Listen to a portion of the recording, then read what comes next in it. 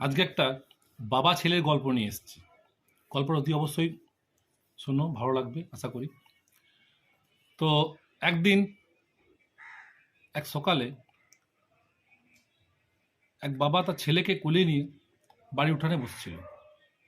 এবার কোনো এক জায়গা থেকে একটা কাক এসে ওই উঠানের পাশে একটা গাছে এসে বসলো।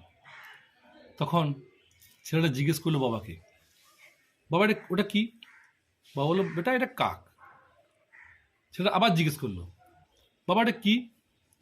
বাবা তখন আবার বললো ছেলেকে, বেটা ওটা কাক। এরকম করে ছেলে কিন্তু বারবার বাবাকে জিজ্ঞেস করছিল। আর বাবা প্রতিবারই স্নেহের সাথে বলল, বেটা এটা কাক। অনেক দিন কেটে গেছে, বাবা বুড়ো হয়ে গেছে, ছেলে অনেক বড় হয়ে গেছে। তো একদিন এরকম সন্ধ্যাবেলায় বাড়ির বারান্দায় খাটে বাবা বসেছিল। ঠিক সেই সময় তার ছেলের বন্ধু এলো, তার ছেলের সঙ্গে দেখা করে চলে গেল। বাবা জিজ্ঞেস করলো, বেটা এটা কে? সে তো নাম বললো। কিছুক্ষণ পর আবার একটা ওর বন্ধু এসছে। বাবা জিজ্ঞেস করলো, বেটা এটা কে? ছেলে তখন রেগে গিয়ে বলল, তুই চুপচাপ পড়ে থাকতে পারো না?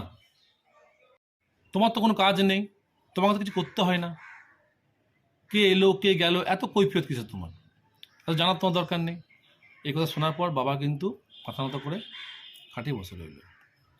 পাশ থেকে তার মা বলল, বেটা তুই যখন ছোট ছিলিস তোর 100টা প্রশ্নের উত্তর তোর বাবা কিন্তু খুব স্নেহের সাথে দিত, আর তুই দুটো প্রশ্ন জিজ্ঞেস করলে তুই রেগে গেলি। এটা বলার সঙ্গে সঙ্গে ছেলের একটু মাথা নত হয়ে গেল।